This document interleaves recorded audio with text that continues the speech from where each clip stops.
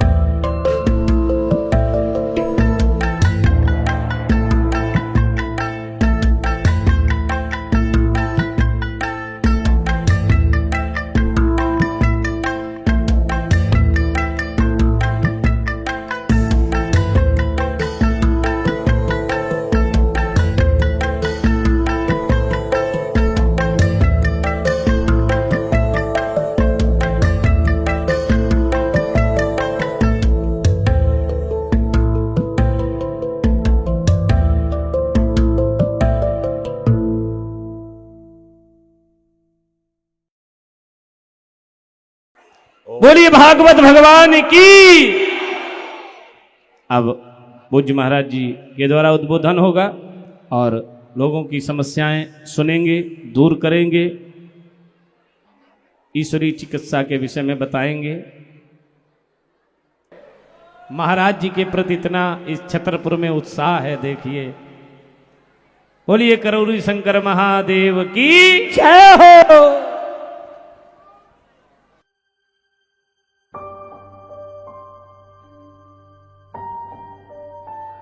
बोलिए सदगुरुदेव भगवान की।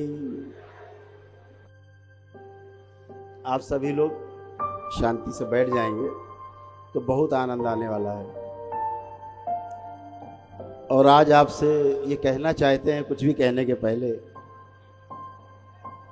जितना शांति से बैठेंगे आप लोग उतना आनंद आएगा। और आज यहाँ से जब आप जाएंगे तो कथा का जो प्रसाद है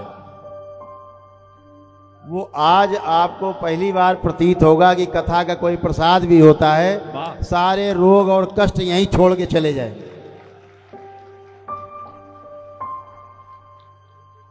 सबसे पहले मैं अपने परम पूज्य गुरुदेव पंडित श्री राधा रमण जी मिश्र का दत्तक पुत्र एवं उनका शिष्य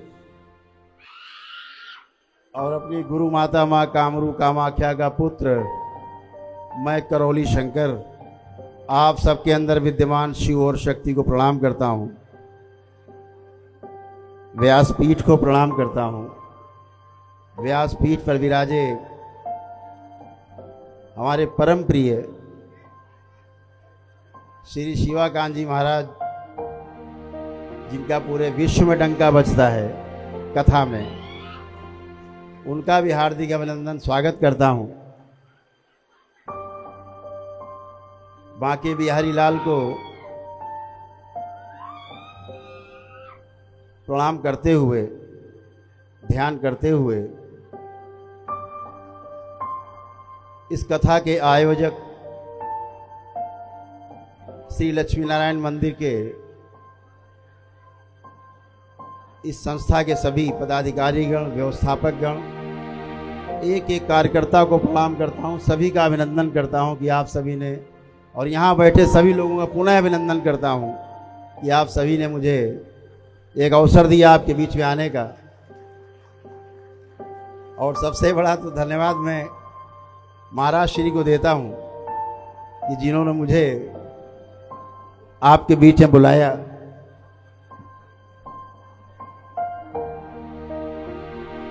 कहीं जाते नहीं हैं, लेकिन महाराज श्री का बुलवा ऐसा है कि उसे नकारना हमारे साहस में नहीं था, तो नकार नहीं सके और आपके बीच में हम उपस्थित हैं।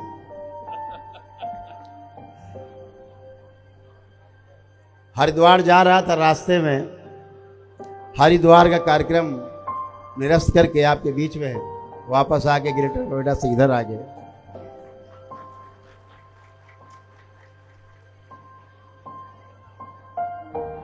कुछ वार्ता करूं इसके पहले आपके अंदर जो उत्साह है इस क्षेत्र के लोगों में, जनता में, तो निश्चित रूप से एक बार पुनः महाराज श्री के साथ में एक कार्यक्रम, बड़ा कार्यक्रम और लगाया जाएगा क्षेत्र में, जहां कथा के आयोजन के साथ साथ लोगों को रोग मुक्त और शोक मुक्त किया जाएगा दरबार की ओर से, सभी को एकदम निःशुल्क। तो आप सभी को पुनः आदर से प्रणाम करते हुए कहना चाहूंगा कि आप लोग अपने अपने स्थान पे अगर जहां हैं वहीं बैठ जाएं, कोई आपत्ति नहीं है। जिनको समस्याएं हैं, बाधाएं हैं, वो अपने आप ही आगे आ जाएंगे, थोड़ा उनको रास्ता दे दीजिएगा, वो अपने आप ही आगे आ जाएंगे और सब सीमा में रहेंगे। आप बिल्कुल परेशान नहीं हो। उनकी पेशी आज कटने वाली हमेशा के लिए, कोई पेशी नहीं बचेगी किसी की। इस भारतवर्ष में गली मोहल्लों में, दरगाहों मजारों में पेशियां लगती हैं, हाजिरी लगती है। आओ, हर शनिवार चले आओ, शुक्रवार चले आओ, बृहस्पतिवार चले आओ। दरबार पेशियों का दरबार नहीं लगाता, दरबार पेशियां नहीं, पेशियां जड़ से काट देता है। कभी पेशी पैसा नहीं बचता, क्योंकि ये भोलेनाथ की शक्ति है, माँ की शक्ति है। इसलिए पेशी पैसा बचता नहीं, चाहे 10 साल से आती हो, चाहे 50 साल से आती हो, पेशी नहीं बचती। तो हाजिरी लगाने की जरूरत भी नहीं पड़ती, अपने आप व्यवस्था हो जाएगी। केवल उनको रास्ता देना, तो अपने आप आगे आते जाएंगे वो, और उनकी सबकी पेशियां कटती जाएंगी, रोग कष्ट जाते रहेंगे। इसके साथ साथ दरबार का जो नारा है महाराज श्री कि रोग मुक्त भारत और शोक मुक्त भारत, ऋण मुक्त भारत हो। जो हमारे ऊपर ऋण रहते हैं, हम एक मानव के रूप में जन्म लेते हैं, हमारे ऊपर पितृ ऋण, गुरुओं का ऋण, ऋषि मुनियों का, अपने देवी देवताओं का ऋण, और अपनी स्मृतियां, पुराने समय की जितनी सभी पुत्रों की हैं, उन स्मृतियों का ऋण भूत ऋण बोलते हैं जिन्हें। इन सभी ऋण से मुक्ति मिले तो सभी को फिर तमाम समस्याओं से मुक्ति मिलती है। एक बात का हमेशा ध्यान रखें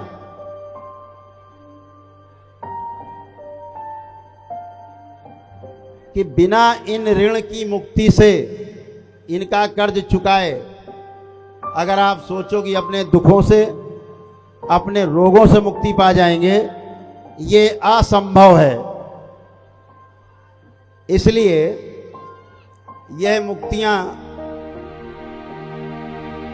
जो हमें स्वयं ऋण के रूप में हैं, इनसे मुक्ति पा करके ही हम तमाम रोग और शोक से मुक्ति पाते हैं। इसका ध्यान रखेंगे। अच्छा लगना और अच्छा होना दो अलग अलग चीजें हैं। कथा में आए, अच्छा लगा, ये एक विषय है। कथा में आए, अच्छे होके गए, ये दूसरा विषय है। तो दरबार का उद्देश्य है कि आप अच्छे होकर के घर जाएं। प्रसाद का अर्थ होता है, कहते हैं ना गुरु प्रसाद, प्रसाद शब्द का अर्थ है हल्का होना, प्रसाद का अर्थ है हल्का होना। गुरु का अर्थ है भारी, और गुरु का जो प्रसाद मिल जाए तो हल्के हो गए, प्रसाद मिलते हैं। तो हल्के होके जाना है, सभी को अच्छे होना है। और जितने भी लोग यहाँ बैठे हैं, सभी लोग एक कृपा करें अपने ऊपर कि सभी लोग अपने अपने बाल चोटी जरूर खोल लें। शिखा बंधन है वो खोल दें, बाल चोटियां जरूर खोल दें, ताकि आपके अंदर की सारी गंदगी, रोग और कष्ट, दुख, मृत्यु तक का भय किसी को नहीं बचेगा आज यहाँ पर। अगर किसी को मृत्यु का भय है, ये दरबार आपका प्रमाणों वाला दरबार है, करुणे शंकर महादेव धाम, जो आपके अंदर से मृत्यु का भय भी अभी नष्ट करेगा। किसी के अंदर मृत्यु का भय भी नहीं बचेगा, कैसा भी भय हो आपके अंदर। तो सभी लोग बाल चोटी खोल दें।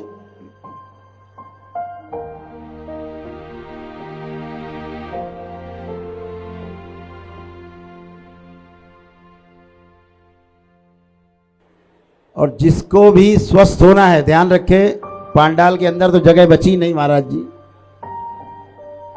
आपके इतने चाहने वाले हैं कि कथा के जो चल रही है, हम देख पा रहे हैं यहाँ कोई जगह नहीं बची, अंदर लोग बाहर खड़े हैं। कोई बात नहीं, जहां पर है मेरी आवाज आपको सुनाई दे रही है। अगर घरों में बैठे लोग हैं, उनको मेरी आवाज सुनाई दे रही है, अपने घरों में शिखा बंधन है, अगर चोटी बंधी है, खोल दें, वो घर में ही स्वस्थ हो जाएंगे। यही दरबार की शक्ति है।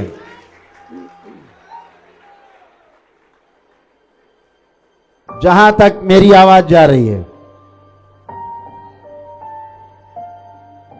बाल चोटी खोल देंगे। ओम, पुनः से बोलिए सदगुरुदेव भगवान की। आपको 2-3 बातें करना चाहता हूं। कोई भी कार्यक्रम शुरू हो, बीमारी का जब आप कारण समझ लेते हैं, अपनी समस्या की जो मूल है उसको समझ लेते हैं, तो आधी समस्या का हल तो आपका वहीं से हो जाता है। सबसे बड़ी बीमारी, सबसे बड़ी समस्या है जिसे बोलते हैं हम भ्रम। इस संसार की जो सबसे बड़ी बीमारी है उसका नाम है भ्रम, भ्रम होना। और आपको ये बात बहुत प्रेम से समझ लेनी चाहिए। आप उसी भ्रम से मुक्त होने के लिए कथा में आते हैं। जो ध्यान से श्रवण करते हैं, श्रुति, हमारे ऋषि मुनियों ने कहा ना, श्रुति, और श्रुति से जो स्मृति बनती वो सबसे मजबूत है। देखने से उससे कम स्मृति बनती, लेकिन जो हम सुनते हैं उससे हमारी स्मृति बहुत जबरदस्त बनती, वो भूलते नहीं कभी। तो श्रुति के बाद फिर आप करते हैं, जब अच्छे से ठीक से सुन लेते हैं तो फिर आप ठीक से मनन कर पाते हैं, सही गलत का फर्क कर पाते हैं। लेकिन जब आप ठीक से सुनते नहीं हैं तो मनन करने में आप चूक जाते हैं। तो पहले ठीक से सुनना है, श्रवण करना है, फिर मनन करना है। और मनन तभी होगा जब आपने ठीक से सुना होगा, कोई चीज मिस नहीं हुई होगी। तो मैं आपसे यही कहना चाहता हूं कि ध्यान पूर्वक बातों को सुने, ताकि आपको बाद में ये ना कहे कि क्या बात हुई थी, हम जरा समझ नहीं पाए।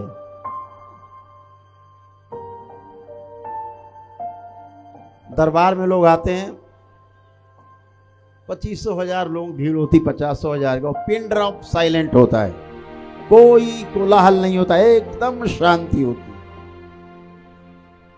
तो हम चाहेंगे वैसे शांति बनाए और बात को ठीक से सुने। तो समस्या का हमारी जो मूल कारण है वो हमारा भ्रम है। और जब भ्रम होता है तो वो पैदा होता है आपकी नकारात्मक इच्छा विचार आशाओं के कारण। जब नकारात्मक इच्छा विचार आशाएं होती हैं, व्यर्थ की आपकी सोच होती है, उससे आपको मस्तिष्क में धीरे धीरे धीरे धीरे सूजन उत्पन्न होती है। आपके मेधस में सूजन उत्पन्न होती है। मेधस वह अंग है हमारे शरीर में, हमारे मस्तिष्क में, जिसके द्वारा इस शरीर में रहने वाला जीवन मस्तिष्क तक अपनी बात पहुंचाता है। और यह मस्तिष्क आपके हृदय को आदेशित करता है और फिर पूरा शरीर चलता है। तो जो मेधस है इसमें बहुत महत्वपूर्ण है। अगर उसमें स्वेलिंग आ गई तो क्या होगा? ऑक्सीजन और रक्त का जो प्रवाह है वो आपके मस्तिष्क की ओर जाना कम हो जाएगा सूजन के कारण। फिर क्या होगा? छोटे छोटे ट्यूमर्स बनना शुरू होंगे, छोटी छोटी गांठें। क्यों? जो मस्तिष्क में आपके खून और ऑक्सीजन की सप्लाई होती है वो मस्तिष्क में जाती है, वहाँ पे ऊर्जा देती है और वहाँ से गंदगी वापस समेट के फिर ला करके हृदय में आपके लाती फेफड़ों के द्वारा, लंग्स के द्वारा, और कार्बन डाइऑक्साइड के रूप में, तमाम गंदगी के रूप में शरीर से बाहर निकालती है। वो प्रक्रिया धीमी पड़ने लगती है तो अंदर गंदगी इकट्ठी होने लगती है और वो गंदगी ट्यूमर के रूप में होती है। भ्रम से ही भय उत्पन्न होगा और इसी भ्रम के कारण जब मस्तिष्क और शरीर के बीच में जो भ्रम उत्पन्न होते हैं, भ्रम रहता है तो ये मस्तिष्क ही आपके शरीर को ठीक रखता है। चाहे शारीरिक समस्या हो, चाहे मानसिक समस्या हो, चाहे वह आध्यात्मिक समस्या हो, मस्तिष्क अगर स्वस्थ नहीं है तो शरीर स्वस्थ बिल्कुल नहीं रहेगा, मन भी स्वस्थ नहीं रहेगा। तो जब मन अस्वस्थ है भ्रम के कारण, मस्तिष्क अस्वस्थ है तो रोग उत्पन्न होंगे। रोगों से कष्ट और कष्टों से फिर मृत्यु, कष्ट बढ़ते ही जाएंगे। तो सबसे बड़ी बीमारी का नाम है भ्रम। तो भ्रम पैदा ना हो उसके लिए क्या करें कि जो गलत इच्छाएं हमारी हैं, इच्छा विचार आशाएं, उनको हम बाहर ही रोक दें कि भैया ये ठीक नहीं। और जब प्रभु के श्री चरणों में आप ध्यान लगाते हैं, अपनी पूजा पाठ सही की करते हैं, तो निश्चित रूप से आपका भ्रम समाप्त होता है। भ्रम समाप्त होने के लिए ही सारे प्रवचन, सारी कथाएं, सारी पूजा पाठ, सारे जप तप अनुष्ठान इत्यादि सब इसीलिए ध्यान साधना की आपका भ्रम समाप्त हो। नकारात्मक इच्छाएं हम अंदर न ला पाए, ध्यान साधना में यही होता है। तो सबसे बड़े रोग कहाँ से उत्पन्न होते हैं? आप परेशान होते हैं कि हम सब कुछ कर रहे हैं, ध्यान साधना, पूजन पाठ, उसके बाद भी कष्ट बने रहते हैं। ये कहाँ से आते हैं उसके बाद? तो उसके पीछे जो सबसे बड़े कारण है वो 4-5 कारण हैं। पहला है आपका पितृदोष।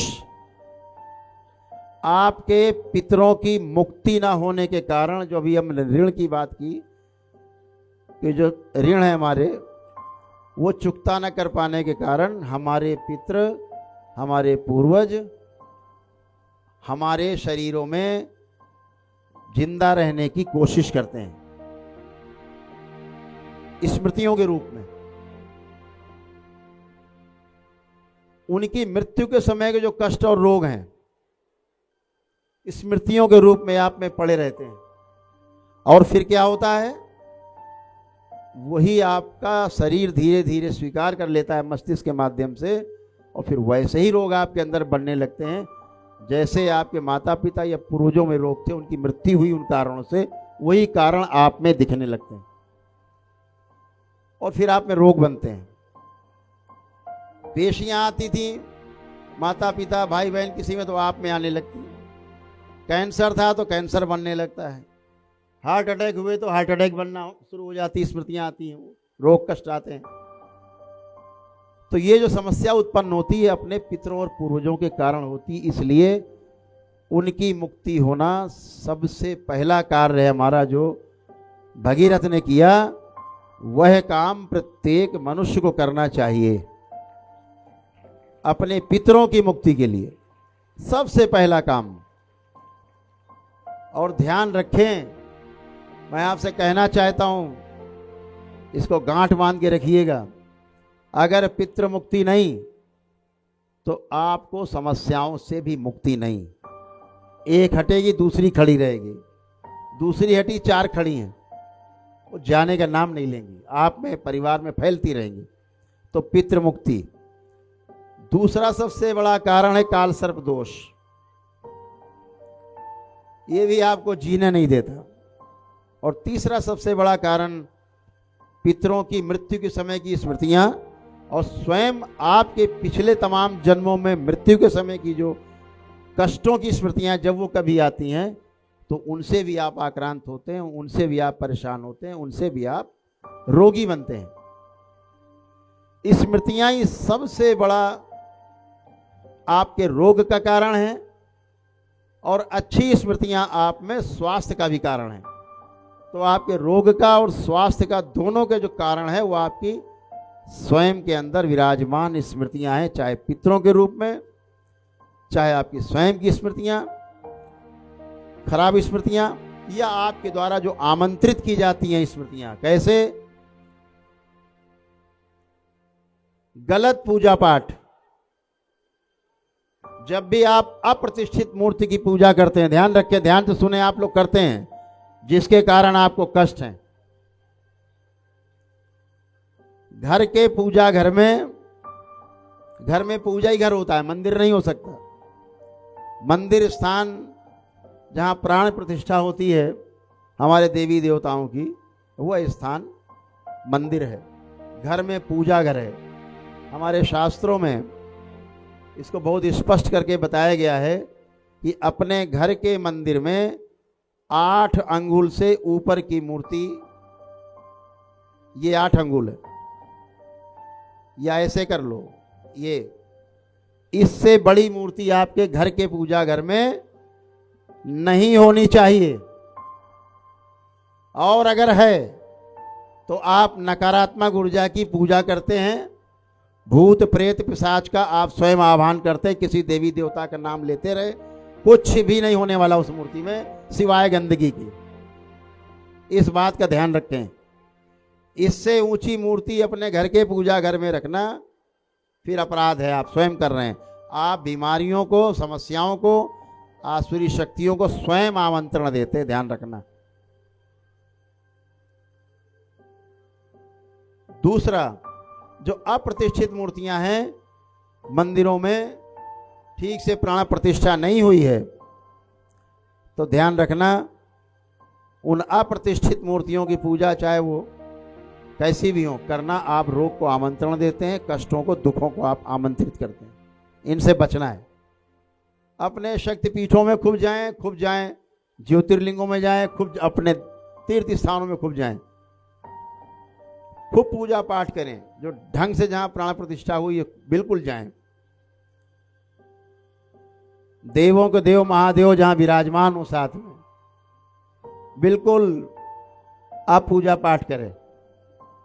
जहां शिव हैं वहां नकारात्मकता का कोई स्थान नहीं है, कोई एंट्री नहीं। अगर वाकई आप शिव की पूजा करते, ये भी आपको हम करके बताएंगे, अनुभव करा के बताएंगे आपको सभी को। तो हमेशा ध्यान रखें कि मूर्तियां प्राण प्रतिष्ठा की हुई हों, बिना प्राण प्रतिष्ठा की हुई मूर्तियां, हमारे शंकराचार्य भगवान के तमाम आपने लेक्चर सुने होंगे, बीच में प्रकरण आया है, बार बार उन्होंने कहा है कि बिना प्राण प्रतिष्ठा की मूर्तियों की पूजन हमें नहीं करनी चाहिए। तो यहां से रोग और कष्ट आते हैं जिन्हें हमें रोकना है। और सबसे बड़े आपको रोग कहां से आते हैं? झाड़ फूक, टोना टोटका, जादू टोना, दरगाह मजार से आपको आते हैं। ये जो झाड़ फूक करने वाले लोग हैं, बैठे टोना टोटका करके, कि हर हफ्ते पेशी लगाओ, हाजिरी लगाओ, चले आओ, चलते आओ, लगाते रहो हाजिरी। कब तक लगाओगे ये हाजिरी? ये कौन सी कोर्ट खुल गई हाजिरी वाली भाई? अगर शक्ति है तो बिना छुए हाजिरी पेशी सदा के लिए समाप्त, बचती नहीं। क्योंकि बड़ी ऊर्जा अगर आपके साथ है तो छोटी का मतलब नहीं। अभी सूरज निकल आए तो ये सब लाइटें आपको नहीं दिखाई पड़ेंगी, धूमिल हो जाएंगी। ये जो जल रही हैं बत्तियां, रात्रि में अंधकार है इसलिए दिख रही हैं। इसी तरह से ये गलत ऊर्जा आपको समझ में आती है कि तमाम गंदगी है। दरबार में रोज ही होता है सभी। तो तमाम हमारे जो मस्तिष्क में गंदगी रहती है, सूजन रहती है, भ्रम रहता है, भ्रम के मारे कुछ का कुछ दिखाई देना, कुछ का कुछ सुनाई देना, सिजोफ्रेनिया बोलते हैं उसको अंग्रेजी में। तमाम लोग आते हैं दरबार में कि तलाक चाहिए, तलाक लेके आते, तलाक लेना है। ओसीडी होती है, ऑब्सेसिव कंपल्सिव डिसऑर्डर होता है कि तलाक चाहिए, तलाक के लिए आते। दरबार में आते हैं, जब दरबार की वैदिक प्रक्रिया पूरी करते हैं और जब वहाँ से जाते हैं तो ऐसे हाथ पकड़ के पति पत्नी जाते हैं जो तलाक का मुकदमा चला रहे होते, चल रहा होता है, जैसे आज ही शादी हुई हो। वो गंदगी हट जाती है, जब वो भ्रम हटता है, वो सूजन हटती है मस्तिष्क से। तो ये ध्यान रखो, इस समस्याओं के ये कारण हैं। तो निवारण क्या है इसका? इसका निवारण वो है जिसको हमारे जितने महापुरुष हुए, जिनको हमने भगवान माना, ईश्वर माना,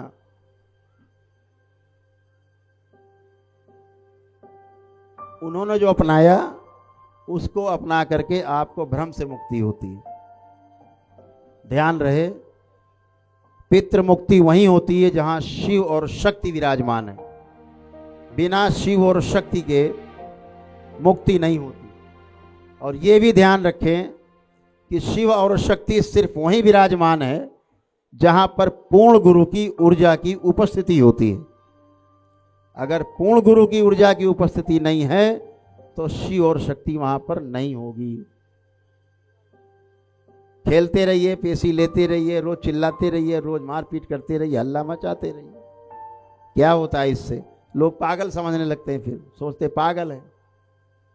लोग पास बैठना बंद कर देते हैं। कितनी बड़ी पीड़ा है कि इतने लोग शांत बैठे हों और कुछ लोग उछल कूद करके और बेचारे वो कष्ट में हों।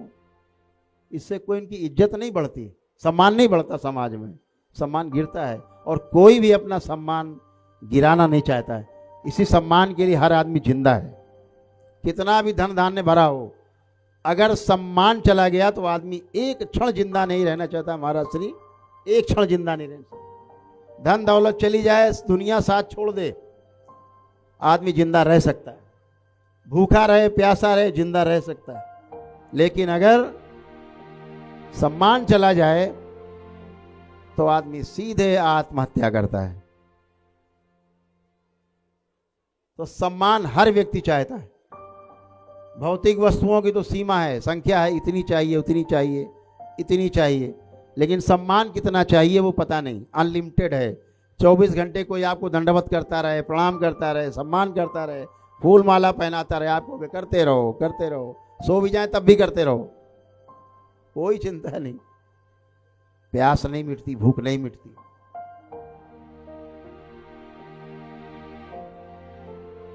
तो ये जो सम्मान है, इसी को पाने के लिए आदमी तमाम प्रयास करता है। धन भी अगर प्राप्त करना चाहता है, भौतिक वस्तुएं भी उनके द्वारा सम्मान प्राप्त करना चाहता है। अच्छी गाड़ी में चलना, अच्छे घर में रहना, अच्छे कपड़े पहनना, अच्छे अलंकार अपने ऊपर, सोना चांदी गहना सब पहनना। तो ये इसकी प्यास रहती है कि हम ये पहनेंगे तो समाज में हमें अच्छा माना जाएगा और हमारा सम्मान होगा। तो सम्मान कोई खोना नहीं चाहता। सम्मान पाना सबसे पहली प्राथमिकता है मनुष्य की। इसलिए ये सम्मान सुरक्षित रहे। दरबार ने इस बात को स्वीकारा है और इस बात को प्रमाण सहित समाज के सामने प्रस्तुत किया है कि दरबार में जो भी लोग वैदिक प्रक्रिया का पालन करते हैं, दरबार से जुड़ करके, आप दरबार नहीं आ पाते, दरबार की शक्ति खुली हुई है।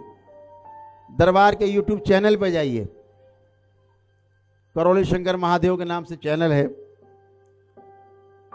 करौली सरकार के नाम से चैनल है, करौली सरकार ईश्वरी चिकित्सा विज्ञान केंद्र के नाम से चैनल है, यूट्यूब पे, फेसबुक पे हैं। आप जाइए अपने घर में ही, आप केवल आप वीडियो देखते रहिए। हर मंगलवार को हम संकल्प कराते हैं रात में 9 से 10 बजे के बीच में पूरे विश्व के लोगों को। केवल संकल्प करिए, आप दरबार नहीं भी आते हैं, आप घर में ही स्वस्थ होना शुरू हो जाएंगे। ये दरबार का आपको हमारी तरफ से आश्वासन है। अपने ही घर में स्वस्थ होंगे, आपके आने के लिए पैसा नहीं, कोई चिंता नहीं। दरबार ने वो शक्तियां खोल रखी हैं कि आपके पास पैसा नहीं हवन आदि करने के लिए, धन खर्चा करने के लिए दरबार ने शक्तियां खोल रखी हैं। कुछ दंडवत यात्रा कानपुर में होती हैं, दंडवत यात्रा करके लोग पहुंचते हैं, दरबार के अंदर एंट्री मारते हैं, उनके रोग कष्ट समाप्त हो जाते हैं प्रार्थना संकल्प से स्वयं के। लोग पद यात्राएं करके आते हैं, 2 जगह से पद यात्राएं खुली हुई हैं। पहली पद यात्रा खुली हुई है श्री काशी विश्वनाथ धाम वाराणसी से, काशी से लोग वहां से पद यात्रा शुरू करते हैं। हजारों वीडियो पड़े हैं यूट्यूब पे, देखिए आप। लोग पद यात्रा करके गुटों में बन के, ग्रुप में बना करके लोग चलते हैं और दरबार पहुंच करके वो स्वस्थ होते हैं। और जिनको संकल्प में अपने रखते हैं परिवार में, घर में बैठे बैठे वो स्वस्थ हो जाता है उनके संकल्प से। सब देखिए वीडियो आप, ये ईश्वर की शक्ति है।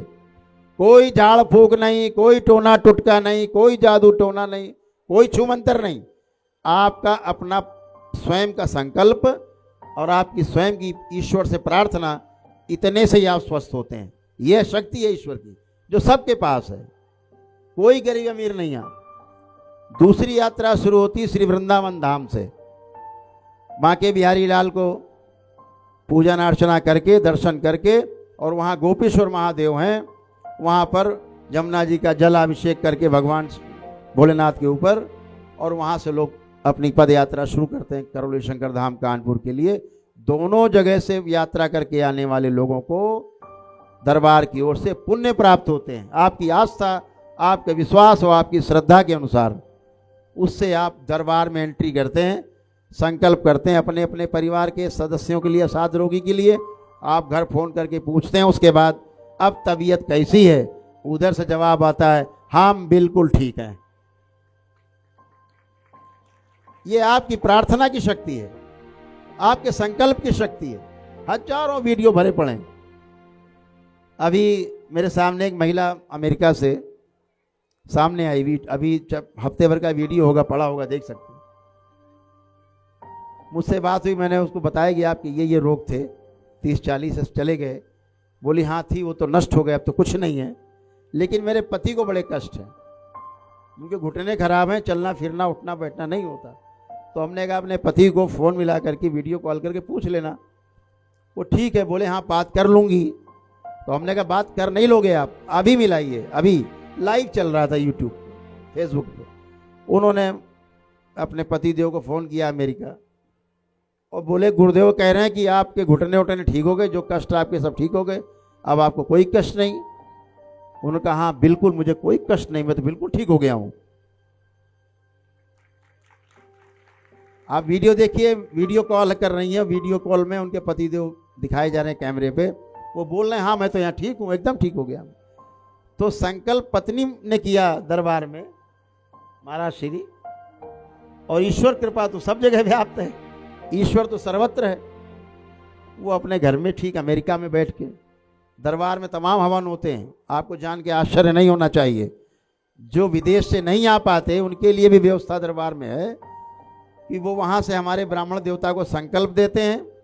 हमारे ब्राह्मण देवता दरबार में जो है वो उनका संकल्प लेके वैदिक अनुष्ठान करा देते हैं, और 24 घंटे के अंदर उनके घर में जितने लोग संकल्प में रहते हैं वो सब स्वस्थ होके आनंद में बात करते हैं कि हम बिल्कुल टनाटन। ये ईश्वर की कृपा है जो आप सबको प्राप्त होती, कोई भेदभाव नहीं है, बशर्ते आप वाकई में ईश्वर की आराधना कर रहे हो, ईश्वर के आपके साथ तारतम्य हो, आपका जुड़ाव हो। तो आप स्वस्थ तब होते हैं जब आप ईश्वर से सीधे जुड़ते हैं, ईश्वरीय शक्ति से जुड़ते हैं, तभी आप स्वस्थ होते हैं। गंदी पूजा पाठ करके जितने भी आपने किए उससे आपको कष्ट बढ़े हैं, कष्ट कम नहीं हुए। आपको लगता है क्या है सनातन धर्म में, क्या है हमारे हिंदू धर्म में, जितना पूजा पाठ करते हैं उतना ही कष्ट बढ़ता है, जितना जप तप अनुष्ठान करते हैं उतना ही कष्ट बढ़ता है। ध्यान रखो, अगर ऐसा हो रहा है तो निश्चित रूप से आप की पूजा पाठ बिल्कुल सही नहीं है। आप नकारात्मक ऊर्जा की पूजा कर रहे हैं और वह नकारात्मक ऊर्जा आपको तंग करेगी, क्योंकि आप उसे स्वयं बुलवाते हैं, आप स्वयं निमंत्रण देते हैं। इससे बचना है आपको। गलत स्थान में जाने से, देवी देवता के रूप में मूर्ति बनी है, आप प्रतिष्ठित हैं, तो क्या होता है, आपको लगता है कि हम तो सही पूजा कर रहे हैं, लेकिन होता क्या है कि आप सही पूजा पाठ न कर पाने के कारण कष्टों में तमाम बने रहते हैं। तो तमाम समस्याएं आपकी आपके द्वारा उत्पन्न की गई होती हैं, अपने पितरों के रहने के कारण होती हैं। तमाम जो दोष हैं वो आपके पूजा पाठ से जाते हैं, आपकी प्रार्थना संकल्प से जाते हैं। तो आज आपको थोड़ा सा प्रार्थना संकल्प करना है, और इस प्रार्थना संकल्प के पश्चात आपके सभी के कष्ट जाने वाले हैं। उसके बाद फिर महाराज श्री के कथा का आनंद लेंगे हम लोग, सब लोग बैठ के निरोगी होकर के कथा सुनी जाए, रोग मुक्ति होकर के और शोक मुक्ति होकर के कथा सुनी जाए, उसका और आनंद है। और ये मैं कहता हूं कि कथा श्रवण से भी आप तमाम कष्टों से मुक्ति पाते हैं, क्योंकि आपके भ्रम समाप्त होते हैं। किनके? जो आपके अंदर विराजमान है, आपके पूर्वज श्री। आपके भले न भ्रम जाएं, लेकिन उनके भ्रम चले जाते हैं कथा के श्रवण से भी। और जब उनके भ्रम जाते हैं तो आपको भ्रमित करना वो बंद कर देते हैं, और फिर आप होते हैं और आप अपने काम को ठीक से कर पाते हैं, समझ पाते हैं। तो इसलिए कथा का श्रवण भी हमारे महापुरुषों ने जो ये विधान रखा कि प्रवचन जहाँ हो, हमारे ऋषि मुनि, आप क्या समझते हैं यहाँ केवल इस व्यासपीठ पे महाराज श्री केवल विद्यमान है? यहाँ भगवान व्यास स्वयं ही विराजमान है। उनके श्रीमुख से आप कथा सुनते हैं। शरीर ये होता है, लेकिन भगवान व्यास का ही जो है उच्चारण होता है श्रीमुख से। ध्यान रखना, कभी ये गलती मत करना कि जो कथा बाँच रहे हैं, प्रवचन कर रहे हैं, केवल व्यक्ति हैं। व्यक्ति नहीं है केवल, वह शक्ति विराजमान है जिसने सब ग्रंथ लिखे हैं। तो जिसके ग्रंथ का आप श्रवण करते हैं, जिसके ग्रंथ को आप बाँचते हैं, उस ग्रंथ का रचयिता भी हमारे साथ होता है, आसपास होता है, और आपको ठीक से बुद्धि में जाए ये प्रयास करता है। तो भगवान को, जो कन्हैया लाल बैठे वहाँ, देखो बैठे सबको ताक रहे हैं। सबसे पहले किसको ताक रहे हैं पता है? वो महाराज श्री को ही ताक रहे हैं बैठे बैठे, क्योंकि भगवान व्यास उधरी हैं। ये व्यास गद्दी है, तो ये सर्वथा पूजनीय रही है, हमेशा रहेगी। तो इस बात को हमेशा ध्यान रखो कि जब भी आप कथा में आते हो तो आपके रोग कष्ट तो जाते ही जाते हैं, थोड़े ही जाए लेकिन जाते जरूर हैं। तो आप सभी लोग एक बार, सभी लोग नेत्र बंद करें, बैठे हों चाहे खड़े हों, नेत्र बंद कर लें। सभी लोग अपने अपने नेत्र बंद करें और अपने अपने हृदय में भगवान भोलेनाथ को ध्यान करें। भगवान भोलेनाथ का ध्यान भगवान श्री राम भी करते थे और हमारे किशन कन्हैया भी करते थे, आप लोग भी करें। नेत्र बंद, भगवान भोलेनाथ को ध्यान करें, शक्ति स्वरूपा माता कामाख्या को प्रणाम करें, परम पूज्य गुरुदेव भगवान को, गुरु माता को प्रणाम करके आपके मन में आपको जो भी कष्ट है, जैसा भी आपके अंदर है, ध्यान करें अपने कष्टों को। अपने कष्टों को केवल ध्यान करें। जो भी आपको कष्ट हैं, स्वयं को, आपके शरीर में होने वाले कष्ट,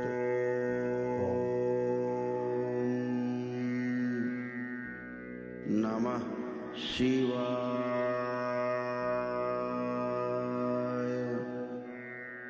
मेरी आवाज जहां तक जा रही है, अगर घरों से माताएं बहनें नहीं आ पाई तो अपने घर में भी कर सकती हैं। जो यहाँ सबको आनंद आने वाला है, लाभ मिलने वाला है, वो उनको घर बैठे भी आनंद प्राप्त होने वाला है और कष्ट जाने वाले हैं।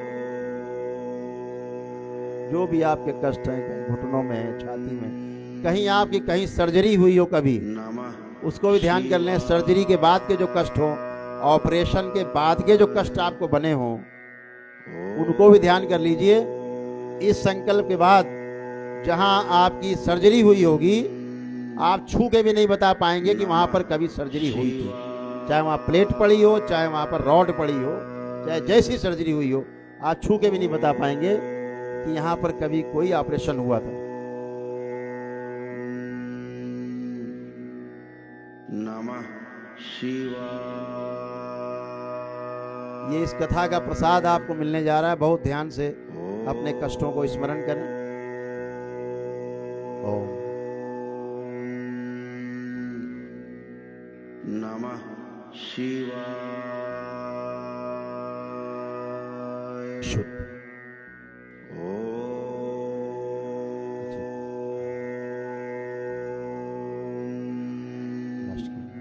प्रहार। नमः शिवाय।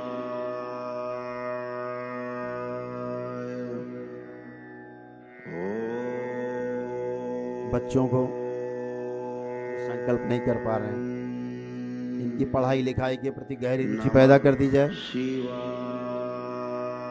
इनकी स्मरण शक्ति मजबूत की जाए, एकाग्रता बढ़ाई जाए बच्चों की,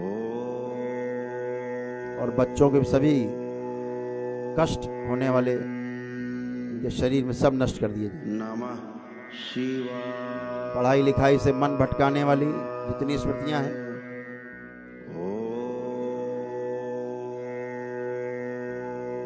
ये 2 वर्ष से लेकर के 25-26 वर्ष तक के बच्चों में नमः शिवाय। सब भय की स्मृतियां नष्ट कर दी जाए।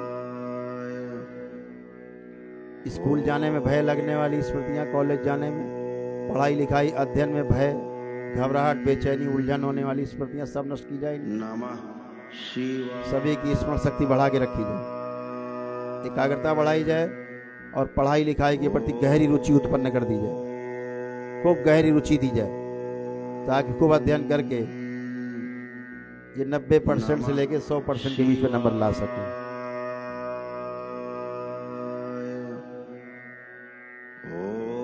स्कूल जाने के लिए इनके अंदर अत्यंत तीव्र इच्छा और उत्कंठा पैदा की जाए। हम पढ़ लिख करके ही कुछ आगे बढ़ सकते हैं, बन सकते हैं, स्वयं का, परिवार का और देश का भविष्य संवार सकते हैं। ये स्मृतियां समय भर दी जाए, सक्रिय कर दी जाए, और कोई दूसरा रास्ता नहीं। बच्चों में चोरी करने की, झूठ बोलने की जो स्मृतियां सब नष्ट की जाएं,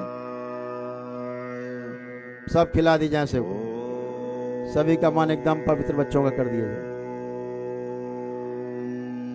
जो शारीरिक और मानसिक रूप से स्वस्थ बच्चे हैं, मानसिक रोग नहीं है जिनको बचा हुआ, जिनका मस्तिष्क पूर्ण विकसित है, उन सभी से मोबाइल और लैपटॉप देखने की स्मृतियां नष्ट कर दी जाएं। नमः शिवाय। अत्यधिक मोबाइल और लैपटॉप देखने की स्मृति नष्ट कर दी जाए। उच्चाटन पैदा किया।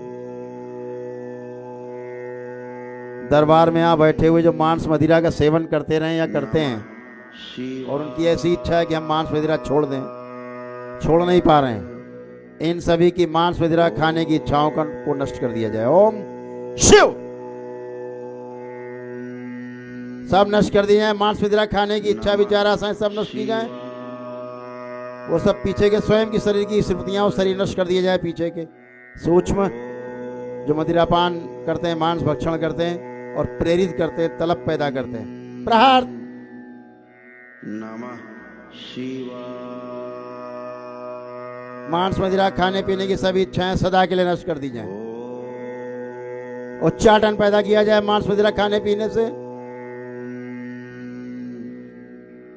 नमः शिवाय। कोई खिलाने पिलाने की कोशिश करे, उससे भी उच्चाटन। प्रहार। कभी मांस मदिरा खाने पीने के कोई आग्रह करे, भयानक उच्चाटन पैदा किया जाए उससे। जब भी मांस मदिरा देखे तो इनको असहनीय बदबू आए, वो स्मृतियां सब में भर दीजिए। शिवाय बच्चों में नशा कराने वाली सभी स्मृतियां सब नष्ट कर दीजिए।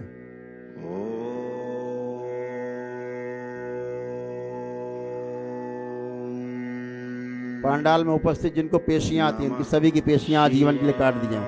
ओम प्रहार, सब नष्ट कर दी जाए पेशियां। पेशी लेने वाले शरीर निकाल के नष्ट कर दिए जाए, सेवकाओं को खिला दिए जाए। शुद्ध नमः शिवाय यहाँ बैठे लोगों ने जो स्मरण किए अपने रोग और कष्ट, वो सब नष्ट कर दिए जाए, किसी में शेष न बचे। शुद्धि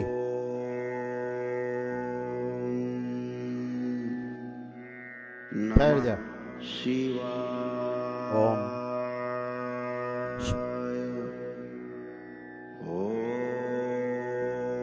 इन सभी को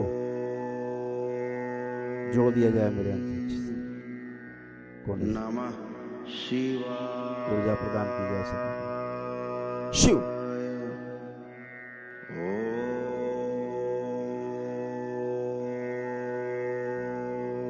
ओम डीएनए बनाए जाए उनके। नमः शिवाय कष्टों की सभी स्मृतियां नष्ट कर। बैलेंस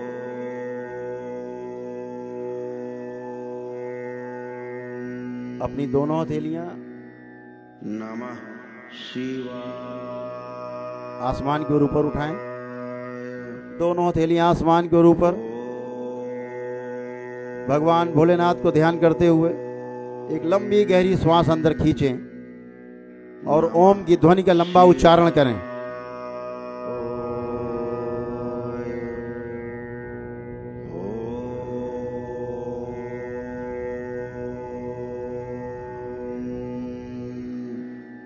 ऐसे 2 बार और दोहराएंगे। शिवाय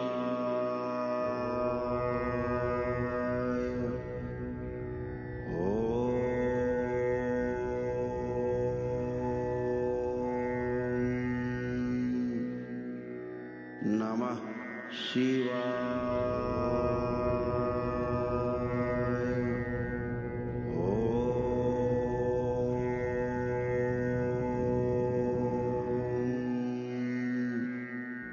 तीन बार ओम नमः शिवाय का उच्चारण करें जोर से।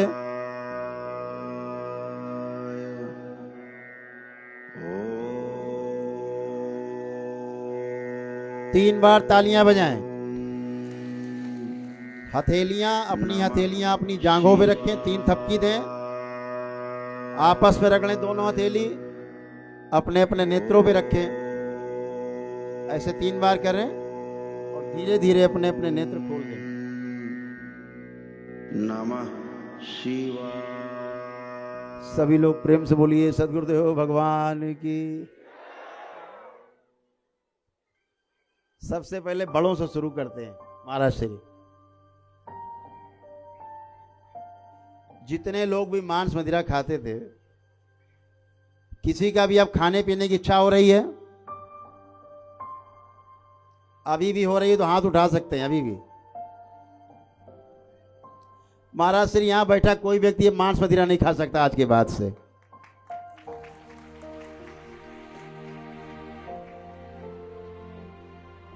किसी में हो रही हो तो संकोच ना करे, ना महाराज श्री का करे ना हमारा करे, हाथ उठा सकता है। अगर अभी भी उसको हो रही है कि मांस मदिरा खा सकते हैं।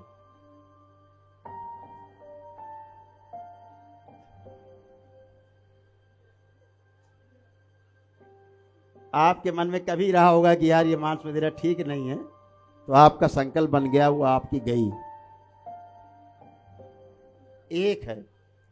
अब बच्चों में प्रयोग करते हैं।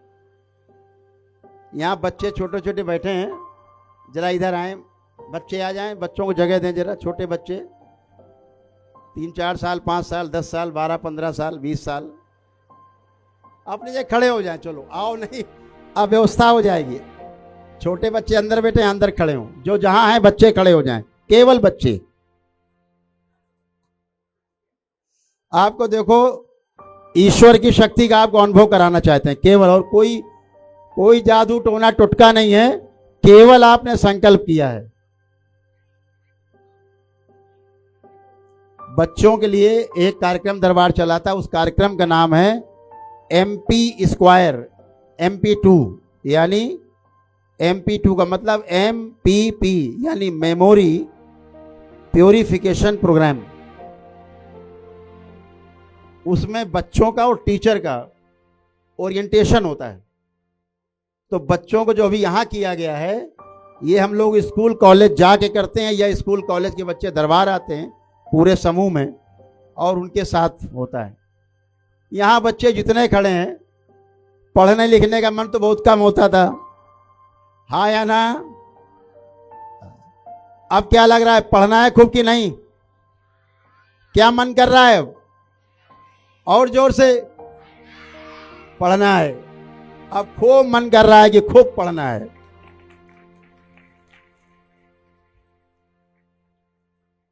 ये दरबार ने किया। अब हम इनकी माताओं को ये नहीं कहना पड़ेगा, अरे बउआ थोड़ी देर पढ़ लो, अरे आदमी बन जाओ, यो ना कहे पड़ी। ठीक, अब बच्चे स्वयं अपनी कॉपी किताब लेके पढ़ाई करेंगे। आप किताब छीनोगे कि बच्चा रख दो, थोड़ा सा भोजन कर लो, ये कहेंगे अम्मा थोड़ा और पढ़ लें। ऐसे किया है। ये बच्चे आगे खड़े, इनकी आवाज अभी आएगी। माइक है देने के लिए? नीचे कोई माइक है? या आपको ईश्वर की शक्ति का जवाब यहां बैठे हो ना, विद्यमान है। महाराज श्री की कथा श्रवण की है तो उसका पुण्य भी आपके पास है।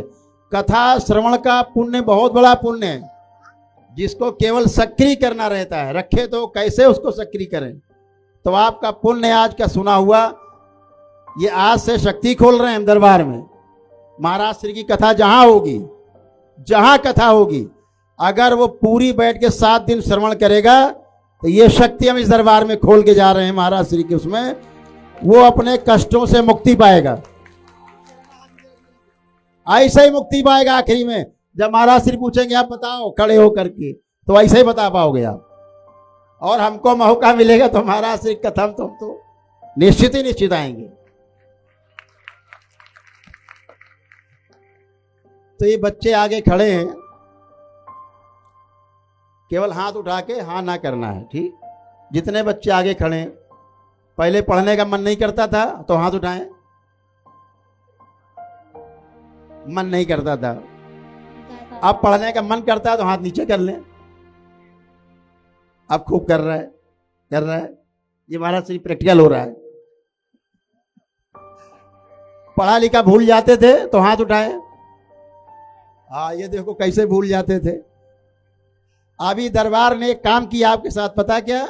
आपका पीछे का पढ़ा लिखा हुआ, अध्ययन किया हुआ जो आप भूल गए थे, वो सब आपको याद दिला दिया है। फिर से सब आपको याद है, वो याद रहेगा, कभी नहीं भूलेंगे आप बुढ़ापे तक। जो भी आप पढ़े लिखेंगे वो सब आपको याद रहेगा बुढ़ापे तक, जब तक दांत नहीं गिर जाएंगे सब। परीक्षा के समय लिख पाएंगे, पढ़ पाएंगे, बोल पाएंगे, उत्तर दे पाएंगे। तो हम सबसे पहले कह रहे हैं हाथ उठाएं, जो पढ़ा लिखा भूल जाते हैं उठाएं फिर से। ठीक, आंखें बंद करें और अब ये देखें कि पीछे का पढ़ा लिखा अध्ययन किया हुआ सब उनको याद आ रहा है कि नहीं याद आ रहा है। देखते जाएं, अगर याद आता जाए तो हाथ नीचे करते जाएं। पीछे का देखते जाएं, जो पढ़े लिखे थे, पढ़ते लिखते थे, अब उनको ध्यान आ रहा है कि नहीं आ रहा है। सब ध्यान आता जाए तो हाथ नीचे करते जाएं।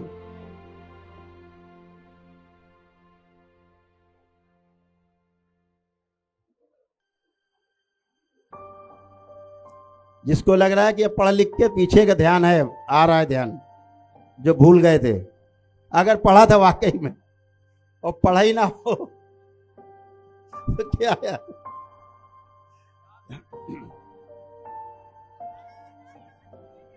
बहुत हाथ नीचे हो गए। पढ़ा लिखा ध्यान आ रहा है आपको, पीछे का भी जो भूल गए थे, स्मरण शक्ति आपकी। अब आपको क्या लग रहा है? हाथ नीचे करें जरा सब लोग, हमारी बात को समझ लें पहले। ऐसे कितने लोग हैं जिनको लग रहा है कि 90% से ऊपर नंबर अब ला सकते हैं पढ़ के? वो हाथ उठाएं। देखो महाराज जी, ये कॉन्फिडेंस है, ये 90% से ऊपर लाने की सोच रहे हैं। हाथ नीचे। इनमें ऐसे बच्चे भी जिनको लग रहा है अब हम 100% नंबर ला सकते हैं। 100 में 100 कितने हैं? ये देखिए इनका कॉन्फिडेंस, दरबार ने इनका आत्मविश्वास बढ़ाया है, इनकी इच्छा शक्ति बढ़ाई है, जीने की इच्छा बढ़ाई है, जीवनी शक्ति बढ़ाई है, एकाग्रता बढ़ाई है। यही तुम्हारा अविश्वास है। हाँ, इसी को रखो। जब अंदर गंदगी रहती तो यही बोलती है। तो ये है आपका अटूट विश्वास। एक बात, बच्चों का मोबाइल लैपटॉप देखने की इच्छा नष्ट की गई है कि नहीं देखना, बेकार की चीज है। ऐसे कितने बच्चे खड़े जिनको लग रहा मोबाइल लैपटॉप नहीं देखना चाहिए? हाथ उठाएं। देखिए महाराज जी, अब ये कोई मोबाइल लैपटॉप नहीं देखना चाहता। जितने बच्चे हाथ उठे हैं, ये हजारों हाथ उठे हुए हैं।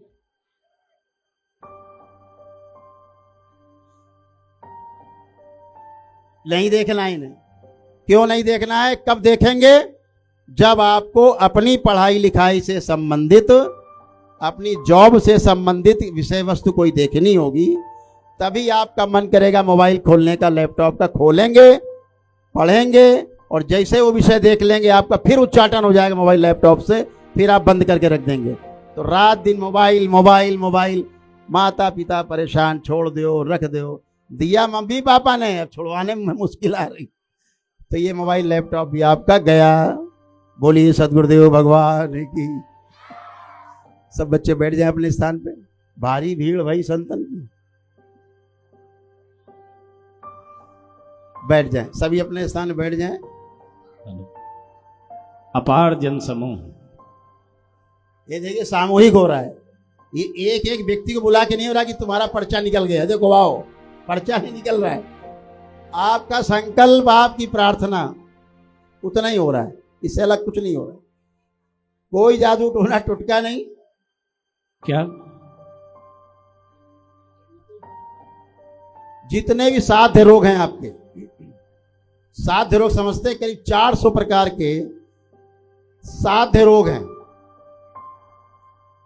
जो दरबार लिखा पढ़ी में पड़े हुए चैनल पे। आप हमारा YouTube चैनल खोलेंगे, उसमें 400 प्रकार के रोग और कष्ट पड़े हैं। वो 400 प्रकार के रोग और कष्ट आप यहाँ अपार जन समूह बैठे हुए किसी भी व्यक्ति में बाकी नहीं है। वो बिल्कुल पूरे नष्ट हो चुके हैं। 400 प्रकार के रोग हैं जो किसी में नहीं, बाकी नहीं। अब जो असाध्य रोग हैं उनकी श्रेणी अलग है। जो ठीक ही नहीं होते, जिनकी दवा नहीं बनी, उसके लिए उसके वैदिक अनुष्ठान है।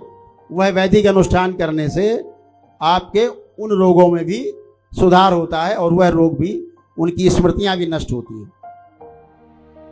ये ध्यान रखें। अभी यहाँ तमाम माताएं बहनें हैं, घुटनों में बहुत कष्ट थे, दर्द थे, कमर में कष्ट थे, उठने बैठने में कष्ट थे, है ना? थे ना? हाथ उठाए माताएं जरा। माताओं को कष्ट ज्यादा थे, हाथ उठाए। बहुत हाथ हैं महाराज जी। इन सब के घुटनों के कष्ट जा चुके हैं, कमर के जा चुके हैं, सिर के जा चुके हैं, छाती के जा चुके हैं, रीढ़ की हड्डी के जा चुके हैं। कहीं कोई कष्ट इनको नहीं बाकी है। माताएं जितनी हैं खड़ी होकर उठ के बैठ के देख सकती हैं, एकदम अच्छी हैं। अपना टेस्ट कर ले सारी माताएं, खड़ी हो अपने स्थान में, बैठे उठे बैठे चेक कर ले, कोई भी आपको कष्ट बाकी नहीं। आप बच्चों की तरह बन गई बिल्कुल। अपनी जगह खड़े हो, बैठे, देखें, चेक कर, बिल्कुल बच्चों की तरह हो गई। देखिए उठ रही बच्चों की तरह। देखो महाराज जी, अभी सब बच्चों की तरह उठ बैठे। इन्हें कोई कष्ट नहीं। इन्हें बहुत कष्ट थे बैठने उठने में। अब बैठिए, बैठिए, बैठ जाओ जमीन में, बैठ गई। अब खड़ी हुई है। अभी देखो ये बच्चों की तरह खड़ी हो गई, ऐसे नहीं खड़ी हो सकती थी। इतने खराब इनके घुटने, कमर, कूल्हे गल रहे थे इनके, रीढ़ की हड्डी गल रही थी पीछे, कूल्हे उले, घुटने उठने सब मवाद पड़ रहे थे अंदर। थे कष्ट बहुत। अब बैठी उठे कोई कष्ट है? देखिए चलेगी। अब सूजन हल्की बची, वो भी चली जाए।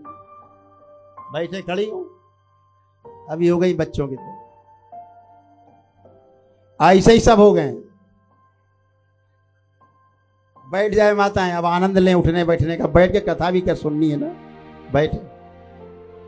दरबार का जो YouTube का चैनल है उसे जरूर खोल करके देखा करें और लोगों को प्रेरित करें। जो वीडियो देखता है दरबार के, उसके कष्ट और रोग अपने आप स्वतः ही समाप्त होने लगते हैं। ये दरबार की खुली हुई शक्ति है।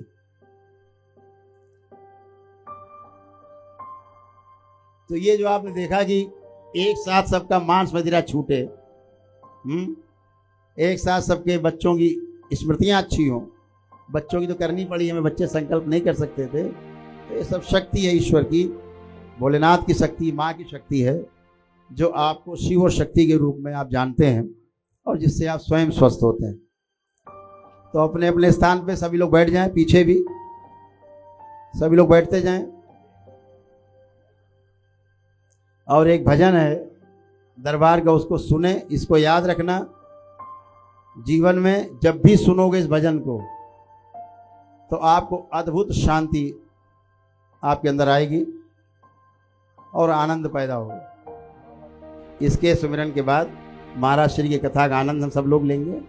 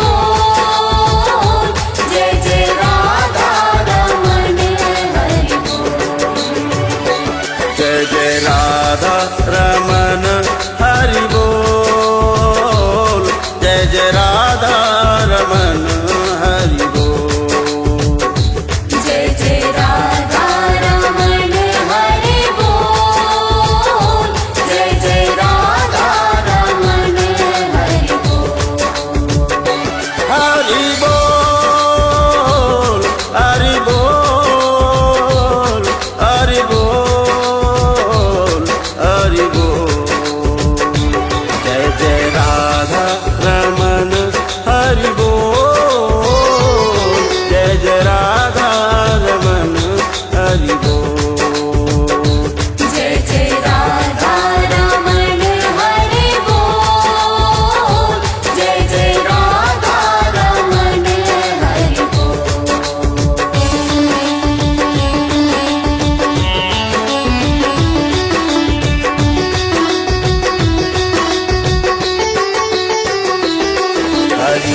बोल हरि बोल हरि बोल, जय जय राधा रमन हरि बोल।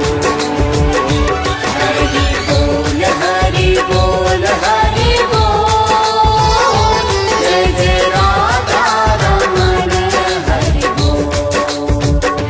हरि बोल हरि बोल हरि बोल, जय जय राधा रमन हरि बोल। हरि बोल हरि बोल हरि बोल, जय जय राधा रमन हरि बोल। जय जय राधा रमन हरि ओम, जय जय राधा रमन हरि ओम। जय जय राधा रमन हरि ओम, जय जय राधा रमन हरि ओम।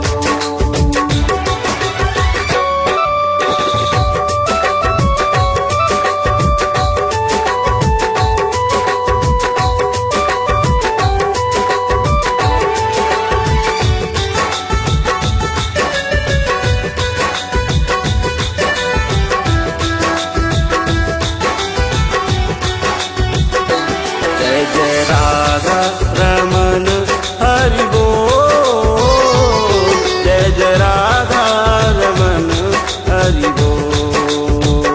जय जय राधा रमन हरि बोल, जय जय राधा रमन हरि बोल। जय जय राधा रमन हरि बोल, जय जय राधा रमन हरि बोल। जय जय राधा रमन हरि बोल, जय जय राधा रमन हरि बोल। जय जय राधा रमन हरि बोल, जय जय राधा रमन हरि बोल। जय जय राधा रमन हरि बोल, जय जय राधा रमन हरि बोल। जय जय राधा रमन हरि बोल। जय जय राधा रमन हरि बोल। जय जय राधा रमन हरि बोल। जय जय राधा रमन हरि बोल।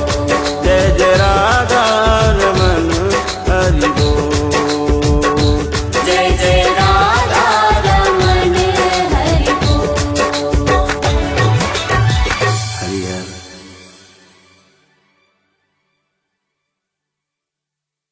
हम तो चाहते हैं कि आपके बीच में आए, कम से कम 3 दिन रहें आपके बीच में, और बराबर 3 दिन आपके बीच में रहें।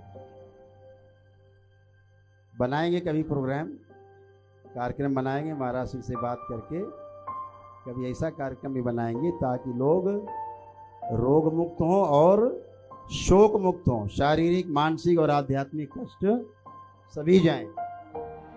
फिर ध्यान साधना पूजा पाठ कैसे करेंगे वो भी सिखाएंगे उस शिविर में। तब आप पहली बार आप आनंद लेंगे पूजा पाठ का, अपने ध्यान साधना का आनंद भी ले पाएंगे आप उसमें। जो हमारे साथ संत समाज है ना, ये उसका आनंद लेता है। ये लोग भी घर छोड़े वर्षों हो गए, हमारे साथी हैं सब, बाबा माँ के भक्त हैं प्यारे। इनको जो अनुभव हुए दरबार में आने के बाद ही अनुभव हुए कि साधना होती क्या है। ठीक है, तो वो भी आप कहोगे जुड़े रहेंगे आप। सब आनंद ही आनंद है, आप सब स्वस्थ रहें, मस्त रहें, अच्छे रहें। इन्हीं शब्दों के साथ अपनी वाणी को आज यहीं विराम देते हैं और आपसे पुनः हम ये वायदा करते हैं, आपसे संकल्प लेते हैं कि महाराज श्री कथा कहीं लगेगी तो हम निश्चित रूप से एक दिन कार्यक्रम बना के जरूर आएंगे उस कथा में। आप सबका बहुत बहुत धन्यवाद। आप लोगों ने इतने प्रेम से बैठ के ध्यान से सुना समझा, और आप जुड़े रहें दरबार से, ईश्वर से जुड़े रहें। कोई टोना टोटका नहीं है, कोई जादू टोना नहीं है। केवल गलत पूजा पाठ नहीं करना, गंदी एनर्जी को इनवाइट नहीं करना, ये आपकी जिम्मेदारी। ये जो भविष्य नौजवान बैठे हैं सब यहाँ सामने, बहुत उत्साह इनमें, हम चाहते हैं अगली बार ये सब जुट करके एक बड़ा कार्यक्रम बनाएं जिसमें सब एक साथ भाग लेंगे। ठीक है, सहमत हैं आप लोग? बहुत सुंदर, बहुत धन्यवाद आपको महाराज सिर से। चलिए बोलिए सदगुरुदेव भगवान की जय हो, गुरु माता की जय हो, भगवान भोलेनाथ की जय हो, माता कामाख्या की जय हो, सभी संतों की जय हो, गौ माता की जय हो, बोलिए सच्चे दरबार की जय हो, करौली शंकर महादेव की जय हो, किशन कन्हैया लाल की जय हो, भगवान श्री राम की जय हो। हर हर महादेव।